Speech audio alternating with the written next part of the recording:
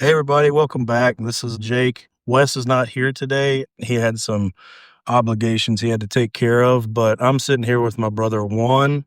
Juan he's part of the ministry that I spoke a little bit about before, Quest. There's a ministry that I attended in January and then went back to serve on in June. And I was blessed to be able to serve with Juan in June. And he had done it, I believe, was it the previous summer, right? Yep. So he had been on his quest the previous summer. And so we connected in June, and Juan actually flew in. We're up in where is this? We're in Hurst, Texas. We're in Hurst, Texas. We came for a men's lunch today, and Juan flew in from California last night to be able to attend this. As for people who had served on the ministry and just kind of closing out the year and kind of we were kind of just reconnecting and fellowshipping with everybody there, and had a great lunch, had a great time, and so we're sitting down here and we're gonna record a podcast for you guys. So Juan, if you just kind of introduce yourself a little bit and just who you are, and we'll go from there. Yeah. No, thank you, Jake. I appreciate the opportunity. It's been a blessing to get to know you. I just want to say first and foremost, I'm glad we served together, and obviously that's partly what brought us here together today. And excited that you have this vision and how it's already ministered to me. And I'm born and raised from Sacramento, California, and still living there now. Married 21 years with five kids altogether, and was raised as a Catholic. So we just went to church once, 1 hour on Sunday, and that was the extent of my spirituality Wow. coming up. There was Yeah. no Bible reading. No, I think we prayed as a family once a year at Thanksgiving dinner, and it was like, "Thank you, Lord, for this food. Bless it in Jesus' name." And that was our one time of prayer Right on. Right on. for years. So we had a little something, but that was it. That was it. It was more check the box on Sundays. Thankfully, I did go to what they call catechism, which is like a weekly in the evening, once a week. As a kid, they teach you like the 10 Commandments and a little bit about like who Jesus was. So I had some little bit of background and foundation. And my parents divorced when I was around 9 or 10. I'm 45 now, so it's been many years since. But I thankfully I got involved more so in church following that.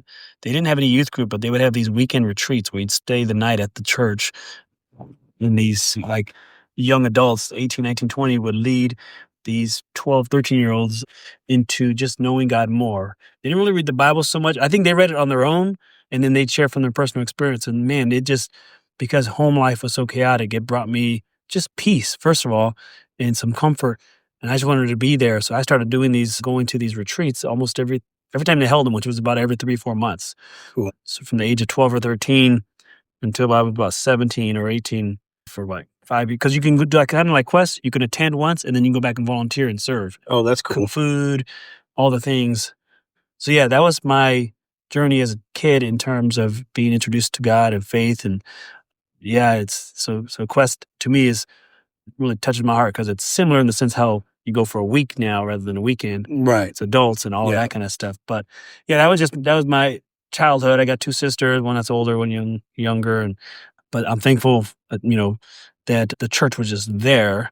It became just an anchor point because I had a lot of other options. I had a lot of, I wouldn't call them really close friends, more acquaintances that got into gangs and all these other things, and I lived right in the midst of it. Right. And I have an older sister, like I said, who she kind of got involved with the wrong crowd, and my mom kind of overcorrected me. She kind of said, "I dealt with this once," and she had. Yeah. I didn't have the fear of God growing up, but I definitely had the fear of mom because Right. she had intuition. Like she Yeah. knew she knew when my sister cut school, she knew all this kind of stuff. So that kind of helped keep me more or less on the narrow path, even though I didn't know a whole lot about God. Definitely kept. I didn't want to deal with the trauma. Right. Yeah. So that was just a little bit about myself in terms of Yeah. growing up and where I'm from.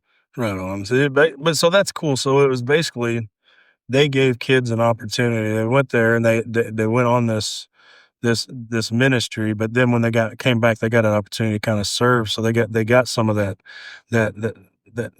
leadership and stuff like that, where they were able to have maybe kind of get that at an earlier point in life than a lot of us that did. Because I guess like my first really experience with serving in ministry or anything like that would have been maybe not Quest, but like a couple of times like serving for youth groups or whatever.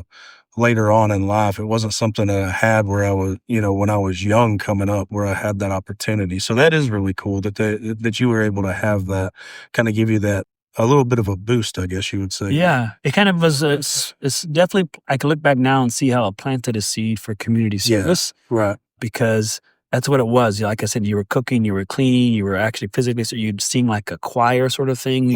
You'd try to help these other kids coming in for the first time. Like I said, I went 3 months later, so I'd only been 13, serving other 13-year-olds, but it put, like I said, somewhat of a leadership role. Still dealing with just as much issues as the rest. Right, just right. you just happen to go through. But it definitely put a desire to want to help. And now I've been coaching two of my kids' soccer teams for the last 8-9 years. I coach one of my kids' robotics. I've always served in church, since I was an adult onward. But I can see, it planted the seed for sure then, because I saw the benefit. Right. My intent was to go and help them. It was also to find peace, get away from the chaos from home. But it brought me fulfillment as well. Like I said, it helped develop my character and definitely helped, I think, put me into that mindset of. It makes me think of the scripture when Jesus told his disciples, he said, whoever wants to be great amongst you must first become a servant. He was washing their feet and everything. And I didn't know that was happening at the time, but as I was serving, it was developing, like I said, leadership qualities. Yeah. Which was, that's to me the awesome thing about serving in any capacity. You don't have to be in church, of course, but we just volunteer, you serve, or not even volunteer, you just serve you have kids, you serve your kids, you serve your family, you serve your friends somehow, some sort of way, you help people. It builds over time. My experience has been, those characteristics of a leader. Right. Yeah. Well, yeah, because the best leaders are going to be they're gonna. I'm trying to think of the verb, but the best leaders are going to have a position of servitude where they're serving. They're serving. They're not just sitting around demanding, "Hey, go do this, go do that." Yeah.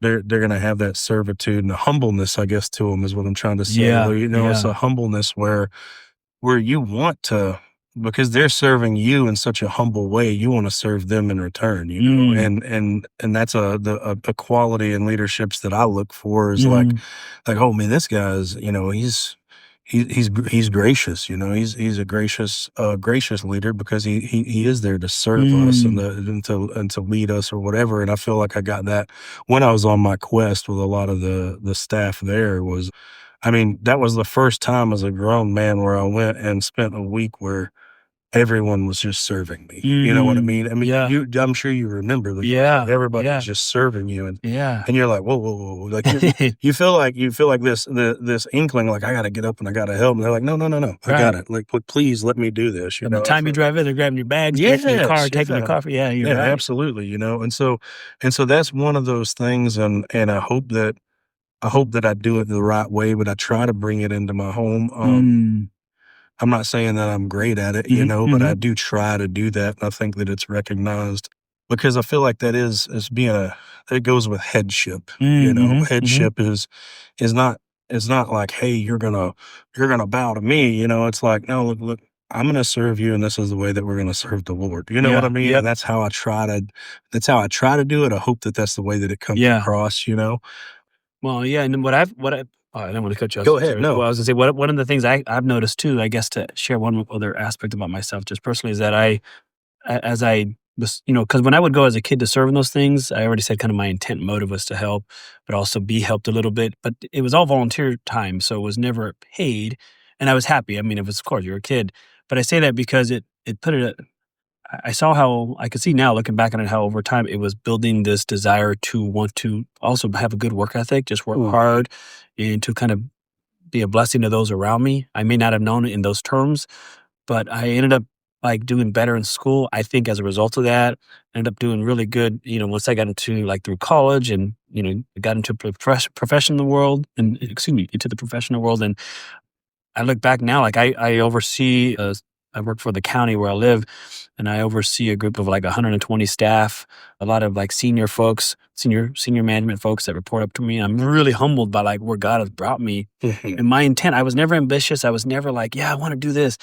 Every leadership position I got, whether supervisor or manager or so forth, it was always someone came to me and said, hey, we would like to have you here. And then the first time someone did that, it scared me because I never saw myself as a leader. I was like, no, I'm happy just doing this. But I worked hard, just had this work ethic. And I really, as a young adult, by the time I got in the professional world, it was just, I wanted to please God. I was like, I want to work like I'm working for him. Right. So it didn't matter how my bosses treated me, what other people said or thought. Some people thought I was brown nosing. Some people didn't understand what my purpose or intent was. But I look back on it now, I can see how all that while God was preparing me and building me up, even when I was fearful and didn't kind of pushed against it. And now I've embraced it where I recognize like he's got me there for a reason to help build qualities in other people and help resolve issues and help overcome challenges. And he's really just prospering me. I mean, it's affected me, financially, professionally. I'm just to state what I do, kind of not really big on titles or anything like that, but because no one in my family had gone to college before me, and that was a miracle in itself. And I got a degree in civil engineering and got a career in that for a number of years. And for the last maybe 12 years, I want to say, I've been in management, overseeing, a bunch of folks for private consulting firms and now, like I said, local government there. And Wow. just prospering me beyond what I would ever thought. And the scripture, I didn't know this at the time, but there was in Matthew chapter 6, verse 33, where it says, seek ye first the kingdom of God and his righteousness, his ways of doing things. And all these things he shall added to you. And of course, the things he talks about before is all the stuff, whether it's financially or the peace and all the things that the world's looking for, God will just add to you. And for me personally, I wasn't looking for any of that, but it really just came into my life as I was trying to seek to please him in what I did. It wasn't just at work, but I was, like I said, serving Right. in any and every capacity that I could. And a lot of times I just kept my head down, just worked to the grind, which has its pros and cons, like we talked Right. earlier. Yeah. So sometimes I wish I would have looked up a little bit more and Right. been a bit more balanced, but I can see where it prospered me. And so I know that the principles of God work, like that one in particular I've seen in my life. But it started really as, like I said, that kid just serving and wanted to help. And God took that situation, which for me, I served originally wasn't like out of pure joy. It was like, I just want to get out of the chaos of home. Right. Even though my parents divorced, my dad was an alcoholic, violent. I have a sister who's 10 years younger. So even though they divorced, my mom got pregnant during the time of their divorce. And so they tried to work it out a few times, but it just got worse and worse. Oh, yeah. So home life got even worse. And so going to church those early years when I was 12, 13 was the first time I made the retreat. My mom made me do it. So I was forced. The next time I wanted to go because it was such a relief being somewhere else for a period of time, 3 days. It gave you that peace. Yeah. And I just kept going and going. But now looking back, I can see how God just had this plan that I never would have even guessed or saw, but it's all come together. Yeah. Came out of, like you said, a big part of it was that serving and Right. helping out. So. Yeah, I mean, I feel like a lot of us have had, rough childhoods or rough upbringings or whatever, and it's something that makes us shut down and maybe even put up these walls, put up these blocks. You shut down emotionally to where you don't let conversations like this take place. It's not organic for someone to sit here and tell a story as openly as like what you're talking about with their past or whatever. Mm-hmm. That doesn't, I feel like a lot of times that doesn't happen on the day to day. You get into, friends talking about, what's going on with their football team or what's happening here, what's happening there. And a lot of people don't have this outlet to, or even this comfortability to be open about stuff like that because they haven't had an experience where they've felt safe to do so. Because, oh, well, yeah, my childhood was rough or whatever, but I'm sure somebody else's was too, Yeah. Who am I to complain or who am I to whine or whatever? But a lot of times in opening up and sharing that situation, we can allow other people to be like, hey, I relate to that. I can relate to that. What's he saying? He's talking about he found solace and going and serving. Like that was his peace to go do that, and like, it's like that gives people an option to, or I guess an insight into what it's all about, I mean, because what you're telling me is like, I was eager to go and serve on this thing because it gave me shelter. Yeah. It gave me shelter from something else, right? Is that what I'm hearing, absolutely. right? And really, I can say as a kid, because I mean, 13, 14, I didn't really know anything. I was very immature. I was immature up until probably a couple of years ago, and I'm in my 40s. So even that much more at 13. And Let me introduce you to my wife. You'll find out how immature I am. Man. Yeah. I promise you. But I say that because, reality, probably at that time, as when I think back, a lot of it was probably selfish. I was going to serve, and it was, I didn't like washing dishes at home. I hated that. Me and my older sister would have to take turns, and I would always argue, fight. But when I went to this weekend retreat, that's pretty much what I did all weekend. Like, we did a quest, Yes, washing dishes, exactly, yeah. and like we just did earlier this summer. Right. It was fun. I Yeah, actually, yeah. I probably complain about doing dishes right now. Right. But when you're somewhere else, it's kind of fun a little bit. You're there with that fellowship, and you got the Yeah. thing. Me, you, and Peyton had a system Yep, going. yep. It's like, all right, We well, weren't even thinking about you, it. you wash these ones, I'll wash these ones. We'll put these away. You wash, I'll dry, whatever, Yeah. And it's just like, and I tell you, like, I mean, me and Peyton, we all get to talking. Mhm. We'd sit there and like we'd start talking or whatever, and then all of a sudden it's just me and Peyton talking. I'm like, where's Juan? Juan's already over there cleaning over here, and like we were like, whoa, we can't keep up with this guy. But it's really just because we get distracted. We get distracted. But I mean, like as soon as you put you put the sponge down and pick up a broom, I mean, you were on it, dude. And I was like, I've never. Well, see, probably because I had all those years as a teenager, and I think, in some of it, I take pleasure, and I think some of it may or may not even be Yeah. good, because I have, from a childhood, I want to be careful how I say it. My natural inclination is definitely to be more of an introvert, get quiet in my mind. I'm a thinker. I like to, which could be good or bad. If I'm thinking of things bad, it's bad. Because like if I'm ruminating over, something I'm angry about, I'm Right. stewing, I replay it, and that's not good, obviously. But I tend to be in my head a lot when I'm thinking of the Lord and Scripture. Oh, then it's good. So it comes with good and bad. But Yes, sir, yeah. but yeah, during those years as a kid, though I served and did that, I think I liked just being around people who had, at least to me, a sense of joy and peace. Like you said, we were just laughing, we were talking, having deep talks. And I remember as a kid being in the kitchen and just looking at other people. They didn't know anything about my life because I didn't open up about this stuff back then. I was Right. ashamed. I was embarrassed. I thought I was the only one who had cops coming over, arresting the Yes. dad, and, mom and dad throwing dishes and, just arguing and TVs being. I thought like, oh, everyone else has it together. My family's like the worst family in the neighborhood. You're living in chaos. Everybody else is leaving the beaver, Right, Yeah. right. That's what I thought at the time. So I would be quiet. And when I saw people who seemed like they had it together, I just thought, okay, if I'm just around them, maybe I can rub tiny bit off. Yeah. Because I was happy to wash the dishes if they put me around that. I was happy to Right. clean and I think through the years begin to, find a comfort and peace in that, which is okay. But you can, like you talked about earlier, the seasons, you can get stuck there. Yes. And I don't want to be stuck where I'm only there. There's good that can come from being in there. But yeah, so definitely through those years though, that it molded and like I said, it's just God's doing, because it's to be able to take a situation that was so bad as far as my home life, and like I said, going to church was really an escape. It wasn't like, my motives and intents were a little bit different. They weren't that deep. I wasn't that deep of a person to think about all that. But God was still, He had a bigger plan that was deeper and bigger. And I like what you said as far as being able to share that, because again, I didn't share about it at all during that time. Right. Out of the reason I just shared. But now I realize, even as adults, we go through the same stuff. Yeah. We're all hurting from something, and we're quiet about it most of the time because of shame, guilt, embarrassment. And sometimes it's just hearing that, my God, I'm not the only one, can bring such comfort, Oh yeah, man. We shove it deep down there, and then we cap the bottle, and we don't let it up until it explodes for everybody, and it's a problem. Oh yeah. And then and then of course when it comes out, then you're a jerk, then you're not really the nicest person to be around when it comes out that way, because it's been capped off, and then the Coke bottle gets shaken up, and of course it's going to spew everywhere, and it's like volcano explosion. Yes, exactly, and same as with shaking up a Coke bottle, then comes the mess after, Yeah. And so I think it's important for people to be able to open up and have these conversations. And that's kind of what I was telling you before. Like, that's kind of what the idea of this podcast is.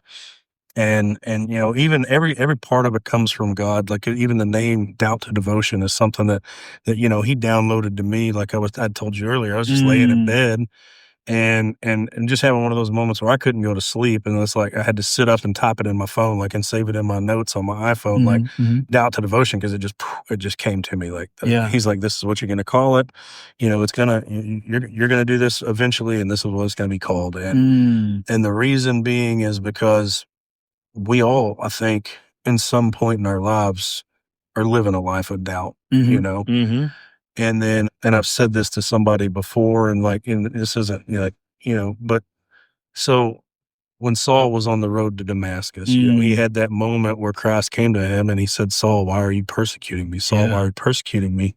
And he's like, who are you? And he said, well, you're chasing after me. You're trying to persecute me and my followers, and he's like, Lord, is that you? And he's like, it is I, And he's like, we have that Damascus Road experience, everybody throughout their life, I think, no matter, not saying that everybody's is gonna be the same or everybody's is gonna be extreme as the next person's, but you have this moment, and it's what you do with it afterwards, whether you live with the scales over your eyes or whether they get removed, because it's like you can go and continue like, okay, well, yeah, that happened, but that was probably all in my head, whatever. And then you laugh it off. Well, now then you go through life with scales over your eyes, or you go in faith and then the scales fall off like they did for Paul, and so it's like, well, I think that we've all had that moment, or we all will have that moment. And what happens with it afterwards is like, do we continue in doubt, or do we become devoted? And like, what does devotion look like? And like, I can tell you that I'm devoted to God. I still stumble. I still have moments where I trip up. You know what I mean? And I still, and I think that's where people, they will be trying to live right, and they'll be trying to do it the right way.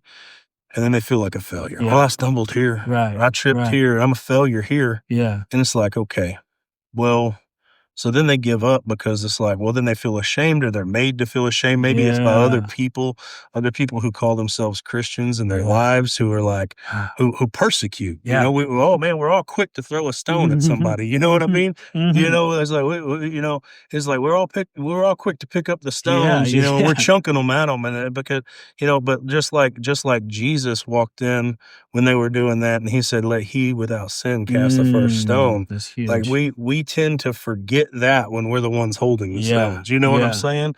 And so if a guy trips up, man, we love to pounce. We love to pounce. You're not living right.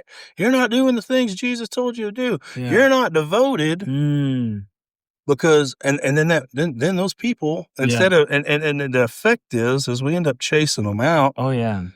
Instead of picking them up and going, "Hey man, it's all right, I got you. Come on," and grabbing them underneath the arm and picking them up off the ground and carrying them along. That's what fellowship is about. That's what fellowship is. I'm supposed to pick you up, and I'm supposed to dust you off and say, "Come on, you were going this way, I'm going that way too. Let's go to him. Let's get to him, because that's what he wants. And it's like, and so that's doubt to devotion. That's where this comes from. It's like, man, I've felt that, and I felt that in my life, and I felt it from people who were supposed to have the best interest in me, and I felt like, man, they're persecuting me. Then I tripped up, and I tripped up, and I know I tripped up, and they're gonna bombard me. They're gonna go, "You're not living right. You're not doing it the right way, because you're not doing it the way that I did it. When I did it, I just gave it all up and walked the Lord's walk." But that's not my walk. Right. My walk, I trip. There's roots on my path. There's stones on my path that I'm tripping over. But it's like I'd said before, I stumble now, but now when I stumble towards him. Because when I get up, I dust off, and I can turn to you, or I can turn to Peyton, or I can turn to some of my brothers that I see on a daily basis, and they're going to pick me up and dust me off. There might be a butt kicking in there, sometimes like, dude, what are you doing? But at the same time, we have to be careful that butt kicking isn't persecution. Right. Does that make sense? Absolutely. And I feel like, absolutely, 100%. I feel like it's important for people to hear that, yes, I'm a follower of Christ, but also, yes, I trip, and yes, I stumble. And that's okay, as long as you're striving to do better. I'm not saying go and live in sin. I'm not saying that, okay, if you're an alcoholic and you trip up and you drink, that it's okay that you do it again the next time. I'm not saying that. I'm saying, hey, it's okay. You messed up, dude. I used to be an addict. I used to be addicted to drugs. I used to be, I'll just tell you, dude, I did meth. I've done a lot of cocaine. I've done a lot of it. Okay. And alcohol has been at one point was an addiction. It's not anymore. There were times where I had been clean for months and even years, and I tripped up and I made a mistake. And then I realized, like, okay, get your crap back together, dude. And I thought, when that happened, in that moment, I thought, I failed. I'm just going to live in it. I failed. I'm a junkie. And then it came to a point where it's like, Dave, no. Yeah. Go take a shower, dust yourself off, and get back out there and do what you're supposed to do. How many aspects of our life do we have where we're sitting here like, and we could be like, well, I was reading my Bible every day, and then all of a sudden I put it down for 2 weeks, and I guess I just gave up on that. It's like, now pick the Bible up tomorrow. Pick it up right now. Right. Pick it up today and read it, Yeah, absolutely. Like the thing about it is because you stumble or because you trip, God's not sitting there shaking his head at you going, I'm done with him. Yeah. Because he's not done with you. Ooh, and man, he's not done with any of us, right? I mean, I feel like he's not done with any of us. And the fact that somebody would make you feel that way reflects more about who they are. Absolutely. And where they are in their walk. 100%. Because your walk is not their walk. Your quest is not their quest, right? Isn't that something we've heard before, right? Your quest is not their quest. Yeah. Okay. And so the thief of joy is comparison. And that's what I was talking about this morning, right? Right. I was talking about that this morning. Like, that's what I want to leave in 2025 is comparison. Like, the thief of joy is comparison. I'm no longer going to compare my walk to Juan's walk or to Peyton's walk or to anybody else's walk. Not saying that I have. Right. But I'm just using that as an example. I'm not going to compare my walk to somebody else's walk because I'm going to stumble. I'm going to fail. There's times where that's the season. Yeah. Sometimes the season is failure. Sometimes the season is stumbling and learning how to walk again. Sometimes the season is learning, I won't stumble if I clear these sticks and stones out of the road. Let me go clear the sticks and stones out of my path. Right. And then I've got a clear path for the guy behind me. Does that make sense? Like my 13-year-old son or my 9-year-old kid, my 9-year-old stepdaughter or my 3-month-old son. Yeah. Maybe my wife. Let me clear the stones out of the way for them so that they are not stumbling on their path, right? And so, I don't know, man. I mean, that's where we were talking about the title of this podcast previously, and I was like, I think that's what he means with it. Like, that's what doubt to devotion, living from doubt to devotion is like. Devotion doesn't necessarily look like a perfect walk. It's picking yourself up when the walk gets hard. Yeah, I think that part, I'm glad you just said that again, because when you referenced the name earlier and started describing some of what you shared, one of the thoughts that came to my mind is how I think we all have, I don't know about everyone, but I think some folks have a preconceived idea of what devotion looks like, where it's not the same for everyone. Like, I'll say this, for myself, I used to think, and I don't even think anyone taught me this, it's just life growing up. We all have our own experiences. Some of us grew up a certain way and we think, like I said earlier, think everyone grows up, or you think you're the only one that way. And so there's the scripture even says there's a way that seems right to a man, but the end thereof can lead to destruction. When we just get into our own head and become judgmental or critical, we think it's only one way, we put God in a box or limitations and all these things. And so I used to think that devotion, if someone was devoted to God or to Christ, it had to look exactly this way. Right. Sinless, perfect, no mistake ever, and you stumble once, then you ain't devoted. That's what I used to think, And until the last couple of years, I went through a lot of, personal struggles and challenges and hit rock bottom. And as I did that, I learned so much. And one of the things I learned that I think I kind of knew deep down below the surface, but never really gave enough time to consider, which was I was very judgmental and critical and quick to put limitations on myself and on others. And I had all these preconceived ideas that, if someone didn't measure or meet them, like for instance, I'll give one example. My dad, as I said earlier, was a very violent alcoholic. Thankfully, he's been clean and sober for like 20 plus years. Praise God. Praise God for that. And we've got a much better relationship. But because of that, up until probably 2 years ago, like if I met you and like, man, Jake's a great guy, man, I love everything about it. I could know you for maybe 6 months, could know you for a year. And if we go out, have dinner and you order a beer, because I associated that with my dad, all of a sudden I'm like, Jake's just like my dad. Right away I would judge you and not even want to get to know you no more. Right away I would just, because there was a trauma, there was a bunch of stuff associated with it, but I was like, I would see people, family, friends, whatever, and if they drink a Budweiser, especially because that's what my dad would always drink, I just right away put him in the box was, you're just like him. I bet you do the same thing. You're critical, all these things, and you wouldn't be a good person. And man, because I just thought it looked that way. So devotion in the same way, I thought had to look a certain way. And like one of the things God showed me, and years ago I studied King David, because I like how you see him from a boy Mm-hmm. to his death. The Bible shows a lot how he was a boy and how he grew, older, and through his family. You see his wives, his children, the issues he had. But all the while, God calls him a man after his own heart.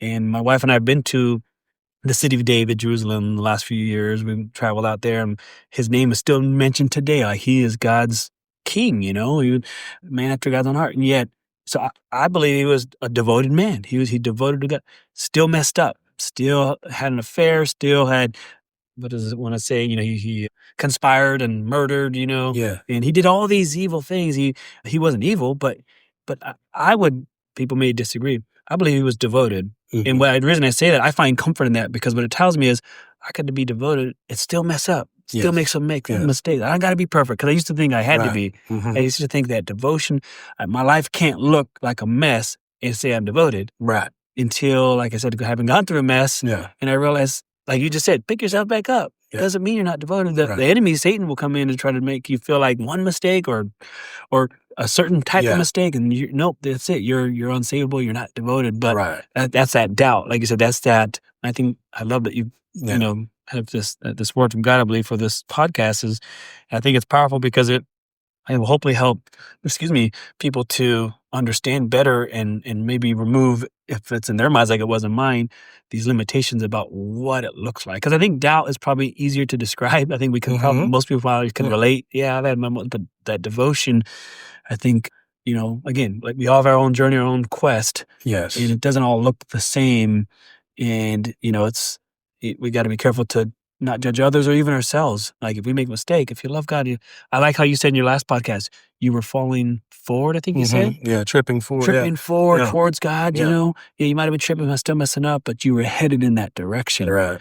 And I'm sure it would have been real easy for others to judge you, or maybe even you question or judge yourself perhaps at times.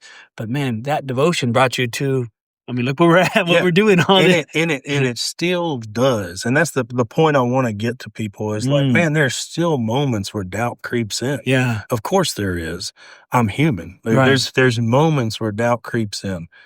And I think devotion looks like still chasing him in the midst of that doubt sometimes, man. Yeah. Sometimes that's devotion. Yeah. That is devotion. Is like, I'm scared to death. I don't know what I'm doing. I'm knocking on the door of 40 and I don't know where life is headed. And like, I'm still chasing him. I'm still going after it. And though I stumble, I'm still trying to walk that walk, and that is, I believe that is devotion. I've talked to him about it several times and he's like, dude, you are devoted. And that's interesting that you brought up David right there, because man, I sit there and I'm like, man, how could I be, after God's own heart? How could I be after God's own heart? And I look at David and I'm like, well, he did send his friend to the front lines to have him killed so he could marry his wife. Right. That's you know pretty scandalous today. That's pretty scandalous. You talk about someone today, say, hey, this guy loves God. And you told that story, but no, he don't. How can you say he loves God? So then how do we judge others? Because like, if I was to hear just that part, just that part, I'd be like, that guy's evil. Yeah. Like you said. Like, you hear Johnny, he did this to he slept with his brother's wife. He's in jail now. Yeah. God. Yeah. Oh man, but he was a man after God's own heart. Like, we were judging so bad. Come on, But then if somebody sees me stumble and then they dare pick up that stone and go, he's not after God. He's not chasing after God. Like, who are you to say that about me? Or who am I to say that about you? Or who am I to say that about David or anyone else? Yeah. Because a lot of us, and I say us because we're all, I believe, guilty of this, is we will look at someone else's walk and we'll go, well, they're messing up here, they're messing up there, they're messing up there. That's ungodly. They're ungodly. Right. That's ungodly for them to do that. Yeah. There are people that will sit there and say, well, like you said, because he drank a beer, well, that guy's not godly. Right.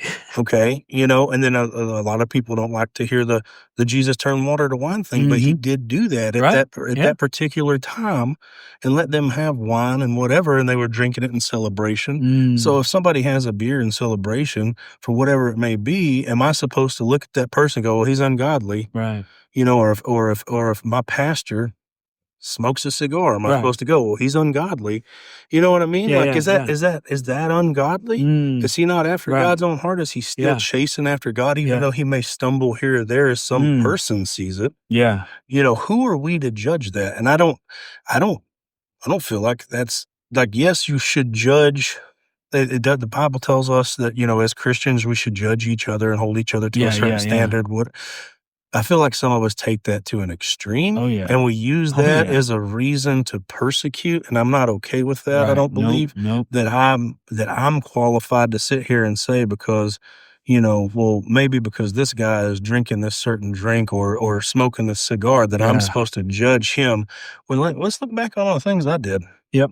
You know what I mean? Am Yep. I still not chasing after God? Because I Yeah. believe that I am, and I feel like I am. Yeah. Yeah. So I'm not supposed to get wisdom from this person because of this thing that you tell me because it destroys their witness. But are they going out and are they serving their wives? Are they serving their household? Are they headship? Are they serving the communities? Are they on their knees and on their face before the Lord? Yeah. That's what I want to know. Right. Are you on your face before the Lord? Because if you're on your face before the Lord and you're serving your wife and you're serving your kids, then that's what I look for in a godly man. You know what I mean? And that's what I try to be. Yeah. But there's things that I do that people are going to look at me and go, "Oh, well, he's ungodly because of this or this or that." Yeah. You know, or because I listen to a different type of Christian music than somebody else. You know, like maybe I listen to Christian music with a little heavier guitar than the next guy does, and they're like, "Oh, I don't like that. That's demonic." Right. Well, like, okay, well, maybe that's demonic to you. Yeah. Maybe you're using an outside view to judge that situation. Yeah. You really don't know what you're judging. You know, I mean, maybe there's that. Yeah. Because my music sounds like this, it's demonic, but your music sounds like pop, like bubblegum pop that they play on the radio. Right. And I've heard the bubblegum pop on the radio, and that's pretty demonic, if you ask me. Yeah. You know what I'm saying? Yeah. Like, Right. so I mean, like, there's many different ways we could take this, you know, but I feel like my situation or my point is that we do this a lot where we judge somebody out of the faith. Yeah. You know, they'll feel Yeah. judged so harshly that it pushes them outside of the faith. Man, that's so big. And that's what I'm trying to get the word out that, like, hey guys, wherever you've stumbled, whatever you've done, none of us are beyond redemption. None of us are beyond His grace. Yeah. Yeah. And it's one of those opportunities I feel like the Lord has given me. And I know this because I've talked to him about it. It's not one of those things where I'm sitting here telling you, I feel like maybe God's going to do this. He's given us an opportunity to change the culture when the culture has been trying to change us. Right. Does that make sense? Yep, you know, absolutely. yes, we want to live a godly life and we want to be different and do things differently than the world. And I believe that 100%. If we have hangups, or if we have things that are becoming crutches or stumbling blocks in our lives, I need to clear those things out of the path. Yeah. Yeah. But that doesn't mean to go around and start throwing stones at other people, Man. when we're still trying to clear our own path. We need to help everybody along the path and help everybody who is stumble in the right direction and not fall back. Yeah. Because 100%. I feel like there's a lot of that going on. There's a lot of that where people are being pushed. They're being pushed out of their own churches. They're being pushed out of their own families because maybe something that somebody else was convicted to give up. This person's not convicted about. So, well, if you're not convicted about that, you're not hearing from God. You're not godly. Bam. Right, and all of a right. sudden I'm done with you. Like, that's a little. It's like, those limitations and boxes. These limitations and boxes that we put on people where it shuts down conversation. And we don't need to shut down conversation anymore. Well, you know, a couple of thoughts I have just listening to you that's getting stirred up here. But one, you know, I think about going back to David for a second. I remember the prophet Samuel, when he anointed him as king, he was a boy. And Jesse, David's dad, had all the other sons, the older sons brought out. And then at the end, the prophet said, you know, none of these are them. And, you know, it was this young, ruddy, the Bible calls him this young looking teenager boy out from the field. And he says, you know, man looks at the outward, he said, and judges based only on what's on the surface, but God looks at the heart. And I've seen that so often. I fall into that trap about just looking on the outward. Just look at the behavior, look at the actions, and don't question the motive of the heart. Mhm. Like, for instance, the alcohol. I found myself at the lowest point last year of my life, and I went to drinking, and Mhm. and it never even came across my mind till I was there that, and I drank out of like, I had such deep sorrow and grief and pain that I was trying to mask it or sever it or try to not feel what I was feeling. Right. And in doing so, what one of the things that actually came out of it was I became less judgy, or try not to be judgy at all towards those who do anything, drinks, smoke, all the Yeah. things. Because if for the first time in my life, finding myself in that place, what I realized is that what I used to think before that was, if you drink, like I said earlier, you're my dad, meaning you're evil. Your only intent and motive is you do this because it supports your evil behavior and Mhm. evil heart and evil mind. Whereas here I was doing it to try to cope with pain and Mhm. loss and suffering. And so following that time in my life, anytime I would see someone acting out in a behavior that before I would judge and ridicule just in my mind, the first thought I now had was compassion. I would question, like, I wonder what they're maybe hurting behind. Mhm. And it took me going through my own Yes. pain and failure to realize, Yes. man, maybe they need compassion, maybe they need some mercy, maybe.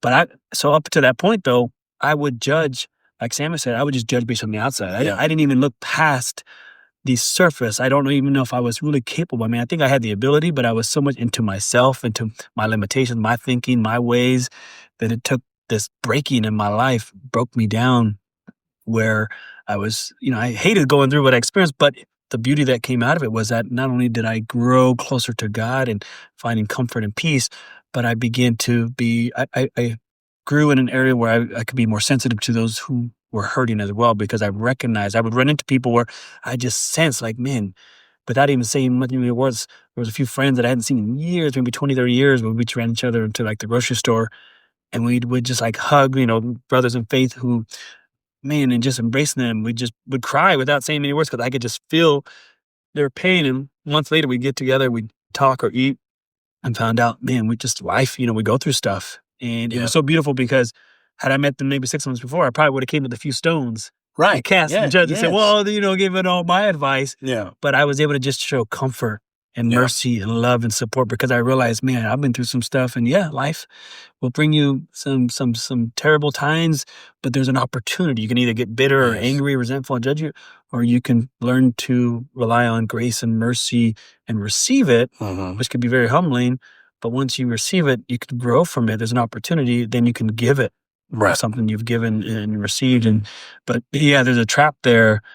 You talk about doubt, devotion. There's a trap to doubt all these things. Yes. But I was still devoted to God, even though I went through that.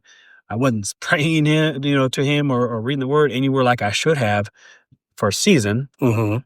But I still was learning. So he was showing me things during even that time I maybe didn't see very clearly until a little bit later. And I look back on that, I could see how I was still devoted. My behavior, my choices wouldn't have showed that. And I think that's the challenge too, is that we don't want to judge it just on the surface, because none of us can see into the other person's heart. Right. So that's a reason to just not Yeah. judge right there. But yeah, I like that we're talking about, like you said, because devotion can look all sorts of different ways. And some people might be listening to this and thinking like, maybe they were raised in the church, or they were raised to know God, or they heard about it and they had a desire like I did, like, got so far for so long thinking that, no, there's no way. And they probably, maybe they're still devoted. Maybe they Right. still are, but they believe the lies of Satan and others who judged them, put them in Yeah. this box to make them feel like, no, it's too late for you. Right. In reality, no, that's just how your journey looks. Yeah. And this might be the time, this moment, hearing these messages, this one or the other ones you do, that helps just turn them around and realize, wait a minute, no, it just because it didn't look the way they thought in their mind or the way someone said, doesn't mean you still don't love God, or you don't have a plan for you, a Right. purpose, and there's no devotion there. Yeah. I mean, that's so important too. And like, I love that you said that he was still showing me things even in this season where I wasn't doing what I was supposed to do. Yeah. He was still showing you things even in this season where maybe maybe you were drowning your sorrows in alcohol instead of taking your sorrows and laying them up at his feet, Right. which is, and we always say, well, take it, lay it up at God's feet and let it go and this and that. And that's a lot. We all love to say that. Right. We all love to say that, Yeah. and it is what we should do. Don't Right, get me right. wrong. It's not what I'm Yeah. saying. I'm not saying we shouldn't do that, Right. but man, we love to preach that. And a lot of times you forget how it was when you were going Ooh, through right, it, man. right. And it's like, I can tell you that in darkest times of my life where I wasn't doing what I was supposed to do, Yeah. God was still there. I might not have been Right. doing what I was supposed to do, and I might not have been taking things to him, but he was still there, and he Yeah. was still clearing the path for me. And there were even times where he spoke to me and gave me lessons in those things that I was doing wrong. Yeah. Like you're saying, like Yeah. he was still speaking to you, and you were still devoted, Yeah. because you were still and I've said this before. If my son gets mad, Hmm. if my son gets mad and he yells at me, there's going to be there's going to be a talk to about respect and this and that. But if he gets mad and he yells at me, I'm not going to say, you know what, Kendall, I'm done with you. Right. You know what I mean? I disown you. I disown you. Yeah. But you're not going to talk to me like that. I disown you. Yeah. You're right. I'm not going to turn my back on him. I've been mad and yelled at God. I have over dumb stuff too. It might be over the stupidest things. Things that they're, over a flat tire or over whatever it may be. Right. I've been mad and yelled at God. Yep. And there'll be people that'll tell you, well, that's ungodly. He shouldn't do that. He's not devoted to Christ. That's true. But yeah. But guess what? He didn't disown me. Right. He didn't disown me. He didn't say, oh, you know what? All that talk about me dying on the cross to cover your sins, it didn't cover that one. Right. You know what I'm saying? Right, that's good. He I like didn't, that. he didn't tell me. He didn't change his mind and say, "Oh, it didn't cover that one." Right, You know what I right. mean? It stopped right there. It stopped You know, you went that far. right before that. Covered everything else, but right not up the to flat that tire, point. not the Right flat, up not the to that yelling. point. Yeah. But when you were cussing and yelling, Yeah. that stopped it right there. Right. He didn't do That's that. good. And he didn't. It didn't. The cross didn't stop right before I picked up the bottle and took a drink that one time, That's good. or right before you did, or Yeah, right before someone else did, or maybe, and well, I don't want to associate with those people. And there's a lot of, I'm not going to I'm not going to go sit in a bar. Mm-hmm. You know what I mean? I'm not going to Yeah. go sit in a bar when I could be sitting at home with my family. Yeah. But what I'm saying is like, we can be different. And I've had this hypocrisy where I've been like, I don't want to be around those people that are doing this or doing that. And I'm not going to go take and go join in and go partake in all the debauchery or whatever.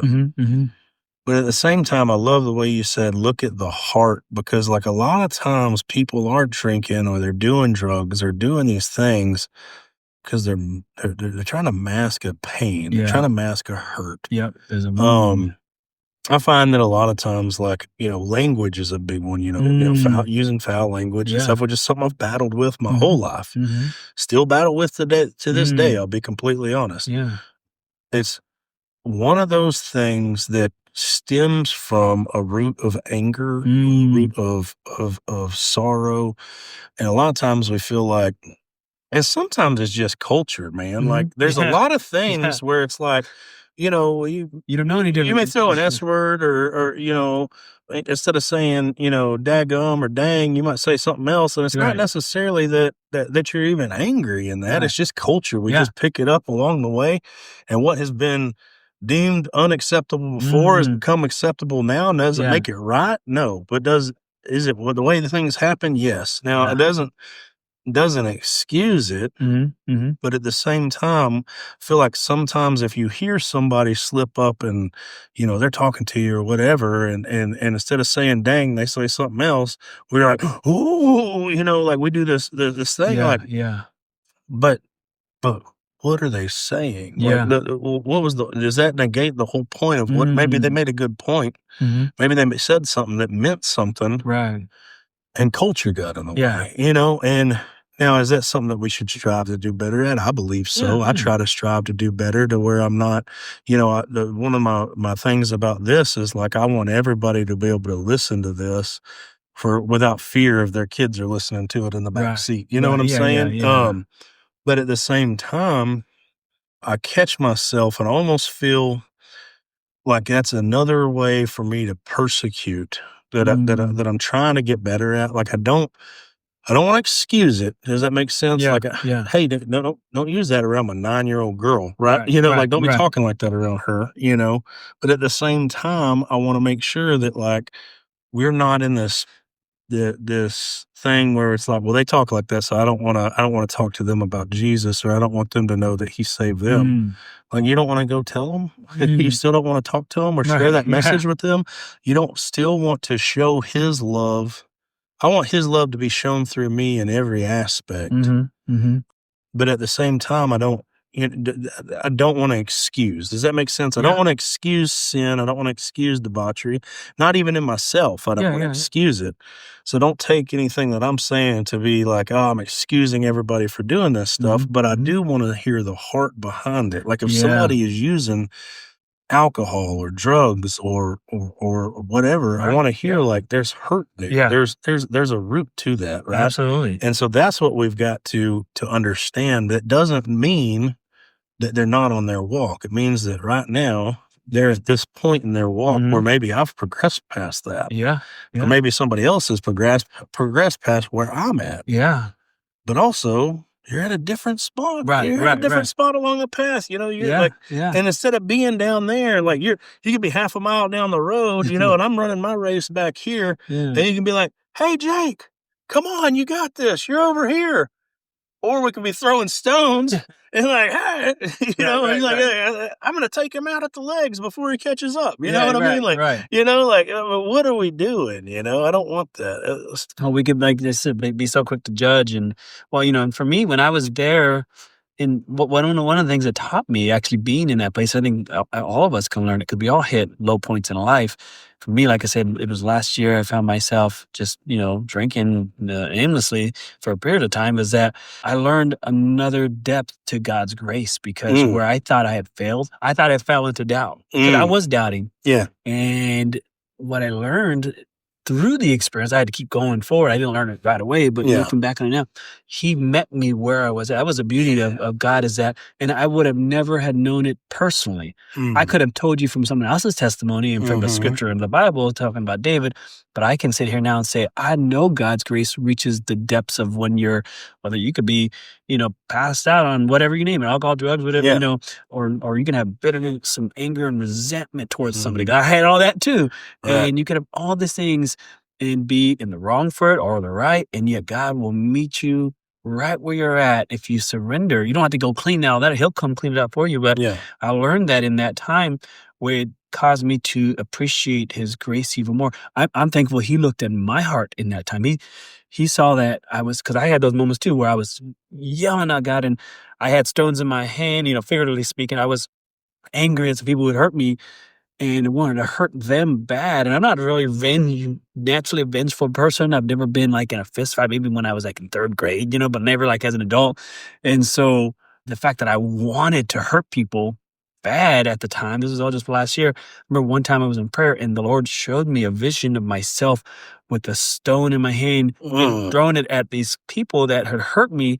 And in my vision, He stands between me and them. I was listening to a worship song where in the words of the worship song, He basically talks about how He took our place. And listening to this, I see Him stand right between me and this person who hurt me. And what He had said was, He kind of welcomed me. He's like, you know what? If you're throwing stones, remember, you're throwing them at me because I've taken that. And that broke me in that moment. He didn't do it in a judgeful way, in a mean way that made me feel like I was being ridiculed. He was welcoming. He was welcoming. He's like, if that's what it takes you to get over this hump, I would gladly take it. And we just had a talk, me and the Lord, where He was like, no one forced me to the cross. I did it willfully. And He kind of gave me this look of like, if that's what you need to do, let's I'm here for you. Mm. I'm your savior to heal your redeemer, or I'm also the one if you need to just beat up on somebody, yell, cuss, Yes. scream, whatever, I can take it. Mhm. I took the cross, so I can take your anger, your whatever, your drinking, I can take it. It's nothing too big for and too hard. I will still love you. I'll Yes. still embrace you. Whew. And Oh, that man, that that's turned me around that day. That Yeah. turned me around where I said, versus being angry at that person in that moment, I instantly saw in this vision me dropping that rock. Like, how could I? Right. I can't throw it at you. Like, you done gave Right. yourself. But man, We I forget that learned, he died for them too. yeah, he died Yeah, for them yeah, too. yeah, And so yeah. that taught me Yeah. another level, another depth to his love and grace Ooh, that's good. through that experience. So now when I see people are hurting in that, or maybe they're the ones that did wrong, I can have compassion for them. Where before I honestly struggled. Yeah. I struggle. Like I would be so quick, like you did wrong, you got what you deserve. Right. Where now I'm like, man, I've been there too. Yeah. I've been there too, and you know what? We all need grace. Yep. So yeah, so you can still be devoted. Yeah. He's devoted to you no matter what, you Right. know. And so yeah, that's powerful that Man. being able to make that shift. Him standing there, like, that's the thing too, is like, you think about disobedience as like opposing God. Like you're getting ready to box God, right? Right, But the right. way you're talking about that is like, is with your vengeance, your Yeah. wrath that you wanted to bestow on the person or the people that hurt you. Yeah. And he's standing there and he just like arm out, like, okay, here I am. Like, that's that rock that you want to throw at them is really meant for me because I took that. Yeah. I took that sin that they Yeah. did against you. I already paid for that. Yeah. So here it is. Yeah. And the fact that he wasn't doing it in an aggressive way, he was just like, if that's what you need, Juan. Yeah. Like, man, whew, that's powerful, dude. Like, Without any anger or resentment, in his eyes, the look in his eyes when I saw it was like, you know what? it was acceptance. It was acceptance. Yes. I accept the consequence. The consequence, yes, what they did was horrible. I felt like he was saying, it breaks my heart too. But like you said, I took it. And your anger and vengeance, it's just and it's right, but it shouldn't be directed. I took it for the world. So whatever you feel is owed, I'm here to take it willfully, and voluntarily. I'm accepting of it. And man, that shift in I had never faced that in that light. But like you said, he met, and we talk about we all have our own journey, and it looks a different way. For someone else, he might show up. Sometimes he might be like you said earlier on. Love looks different ways. Sometimes for us, he has to give us that butt whooping. Yes. I think about Jesus where he walked in the temple and he made the whip and turned over the tables. Yeah. There's been times where he's had to give me either through a friend or through a teaching or a sermon. That was a moment of compassion and grace. But there's been moments where he's checked me too, where I needed to get more of a slap in that shaking you talked about earlier. That's the beauty of love and grace. And just like we talk about, devotion looks so many different ways. Love looks so many different ways. It could be that, here, hit me with that stone, cuss me out if you need to. I will hold you while you do it. Versus other times it's like, nah, you know better. You need to go help this person, go get that phone call, talk to them, say, I'm sorry. Yeah. Even if you don't think you did anything wrong. Yeah. Sometimes he's done that to me too. It's like, oh, dang, it don't always look the way we want it to. Right. And that's where that faith and that trust in him. And the devotion is just, I'm gonna move forward anyways. I don't even understand it. I don't even know I don't see anything. I don't see how this will all work out. I don't see how I'm drinking and yet I can talk to you and you're gonna hear me. Right. But yet he does. Yeah. Yeah. Yeah. And and people will argue with you on that. People will argue with you on that. There's no way you were hearing from God. You were drinking. They weren't hearing from him, Right. And I'm not saying go get drunk to hear from God. That's not what, I don't think that's what you're saying. That's not what I'm saying. But people will argue with you who haven't. God doesn't talk there. to drunk people. He don't talk to sinners. Right. Yeah. And it's like, he doesn't, he doesn't talk to sinners. Well, how can we get redeemed? Right. But it's like, man. Tell that to the people hanging on the cross, right? That one hanging on the cross. Dude, that's such a powerful one right there. It's like, and it's almost like in his grace that he was having for them was really a grace he was having for you because he was relieving you of that vengeful spirit, man. Oh, because, man, that vengeful spirit, like, I know, I've been there. That vengeful spirit will take over, and it's like, and you feel like, oh, nothing's going to make me feel better when I bash this stone on their face. Yeah. And you feel like, and man, if he doesn't step in that moment, if he wouldn't have stepped in and you would have thrown that stone, then what would have exploded would have been rage, would have exploded in you. It would have welcomed it and invited it all more. Yeah. You wouldn't have felt better afterwards. You know what I mean? Yeah. So he ultimately, it would have felt good for like maybe 2 seconds. in his but grace that's it. for them, he was having grace on you. You know? And it's like, yeah, you might have felt good while you were doing it and releasing all that rage. Yeah. But afterwards, then you look at the aftermath and you're like, now What did I do? now I have to live with that, you know? Yeah. So true. And it's, So man, true. yeah, it just goes to tell you again, like, doesn't matter what you're going through. You're not beyond redemption. No. You're not beyond his grace, because like you were going through that in that moment. Like you're drowning your sorrows in alcohol. You're inviting in spirits of rage and vengeance. Yep. And he's like, here I am. Yeah. You know, I got you. Yeah. I got them and I got you. I got the people that hurt you, Yeah. but I also got you. Yeah. And it's like, and man, what a lesson in that. It's such a lesson. And I've been there. I've been there in that situation where I felt like, I was at rock bottom, and all I wanted to do, there's been moments where all I wanted to do was hurt the people that hurt me. And then there's been moments when I wanted to hurt everyone. Yeah. Whether they hurt me or not. You're angry at the world. And then you're just angry at everybody. And it's like, and then there's those, the one defining moment, like I'd said previously, is like, when I had to reach out to my buddy Ben, and like when that started me giving my life to Christ was, it was like all I wanted was my kids, and I couldn't have them. It's like I couldn't have them. And I tell you, like right now, if you look at where my life is now, I mean, I got a wife at home. I got a brand new baby. My son's living with me. Alexa, I got my stepdaughter that never in a million years would have imagined that I'd be living this life that I'm living. My goodness. And there's days where I still am like, want more, want more, Yeah. want more, want more. Like, I don't feel like I'm doing good enough here. I don't feel like I'm doing good enough there. Or why am I having this struggle or that struggle? I'm like, and I catch myself and I'm like, chill. He's got everything in control. He's giving you what you've asked for. Yeah. For one, he's giving you more than you've asked for, because now you've got this beautiful family that you've got. And that demon of comparison comes in, and you're like, well, I want my wife to be able to drive a brand new car and have a brand new house and all this stuff. And you feel this comparison coming over, and it's like, well, maybe one day we'll get there. Maybe one day we won't. But you know what? She's happy with you. You're happy with her. Yeah. And your kids are taken care of. So like just be accepting and grateful of what we have. But that demon of comparison comes in, man. And it's like, and then I try to remind myself, this is one thing that helps me sometimes. I remind myself, like, maybe our house isn't brand new. Maybe our cars aren't brand new.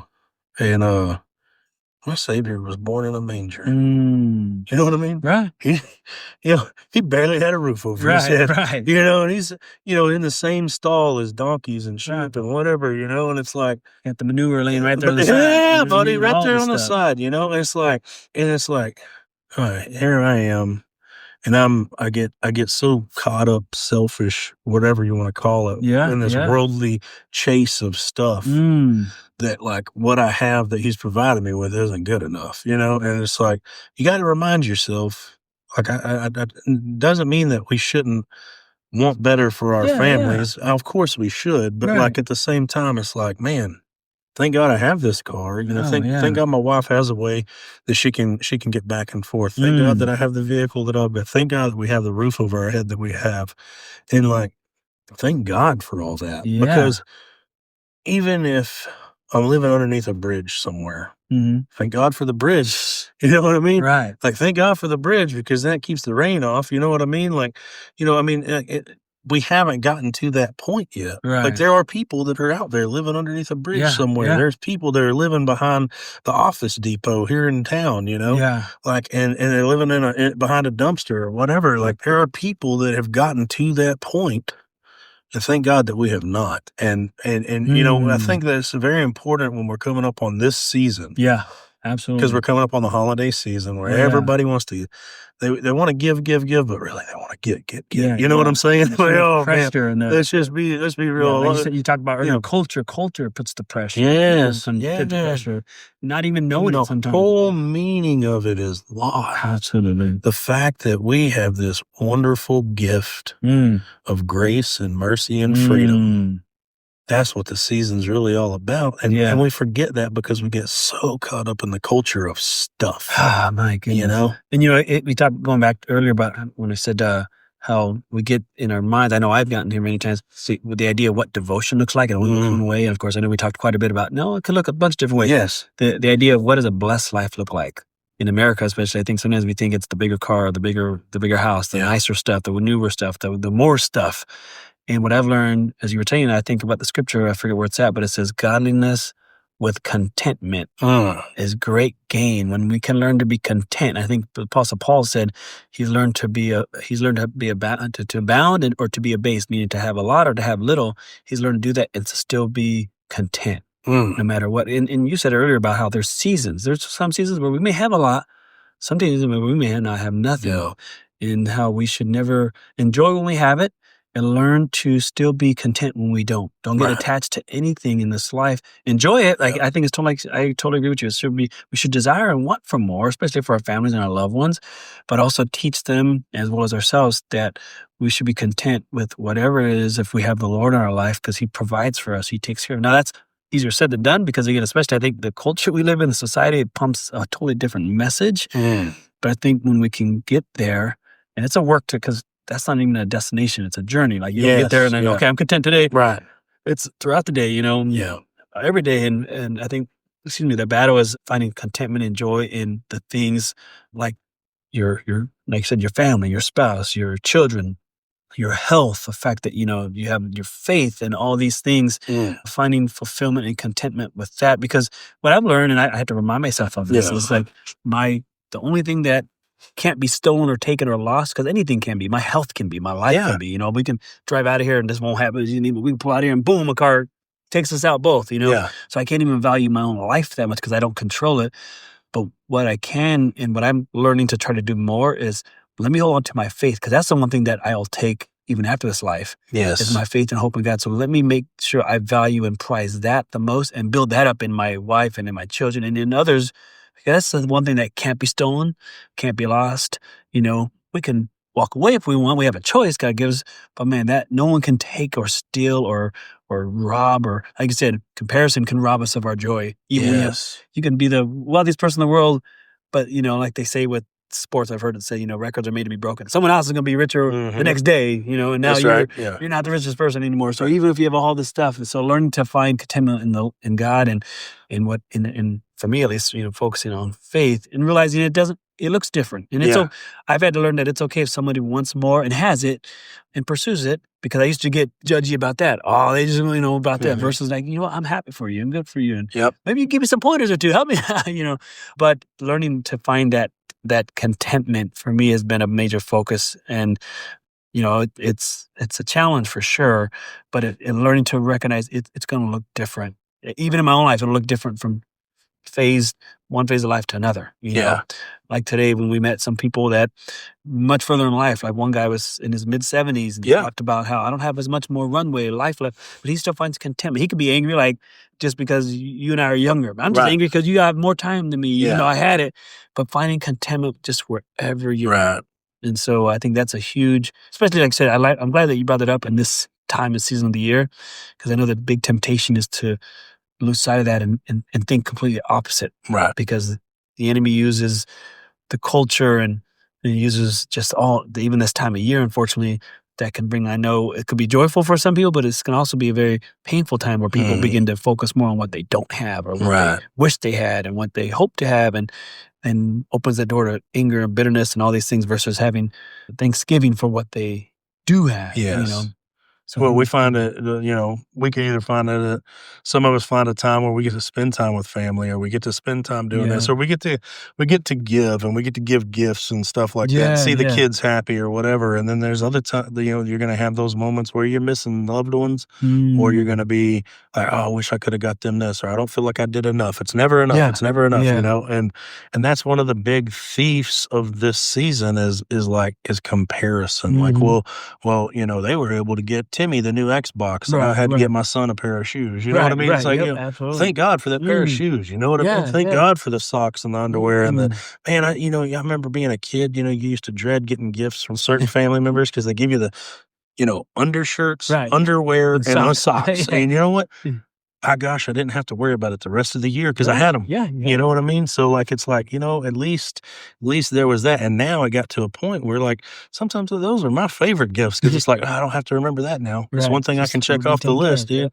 And nothing like putting on a fresh pair of socks, Oh, yeah. anyways. Like, just say, like when you put on a fresh pair of socks, like Yep. I'm walking like I got a new pair of shoes every Yeah, rest of yeah, that for day. sure. You know what I'm saying? Yep, So, yep, I can like, it's relate. all good, man. But like, I love that. I feel like this is a good way to wrap it up too. Yeah, Is like, yeah. man, we just bring it full circle back to that and just being gracious.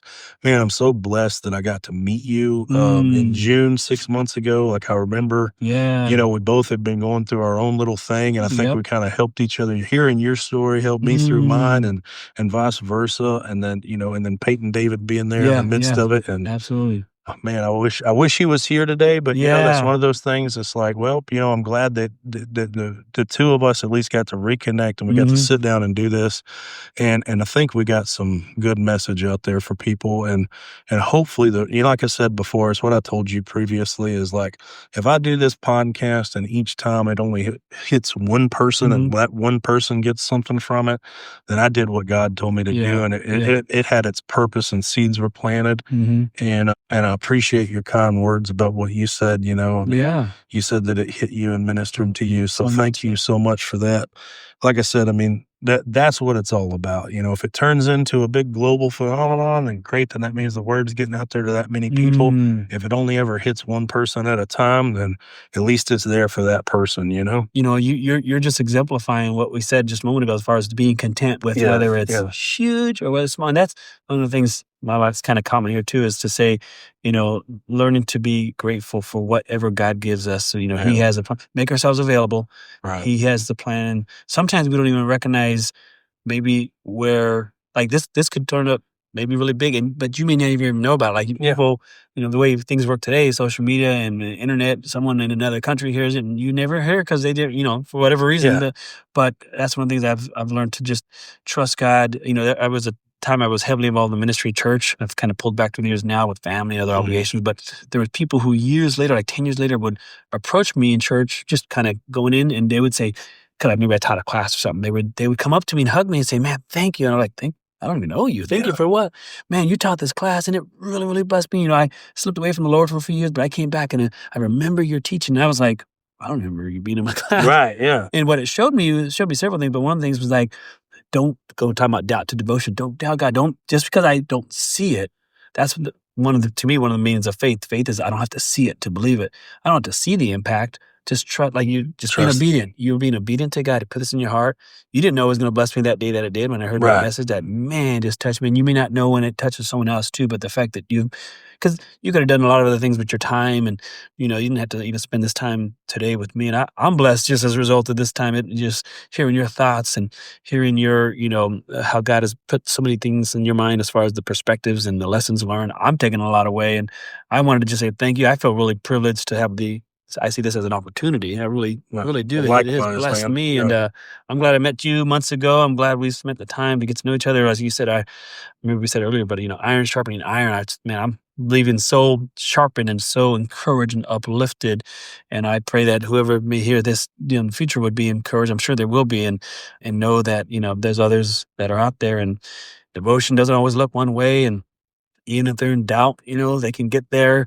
They just yield, and man, I'm just like I said, I'm so happy. And I appreciate Heck this, yeah, and man. thank you, Jake. Well, thank you, man. I really do appreciate it. And to all y'all listening, we just pray that you get what you need from this and share it, pass it on. Like I said, I mean, if one person gets what they need from this podcast, then it's worth it. Then I did what God told me to do, and His purpose was fulfilled. So I do pray that everybody has a good holiday season. And Juan, I pray that you have a safe trip back, that you get back home and, get back with your kids and your wife and everything turns out.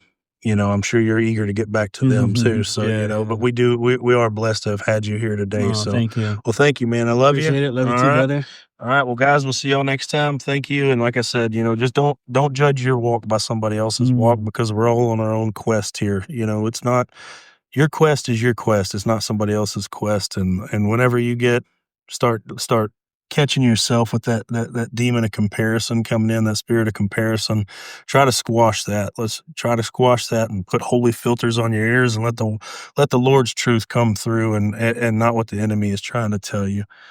Y'all have a blessed one. I love you, and we'll see you next time.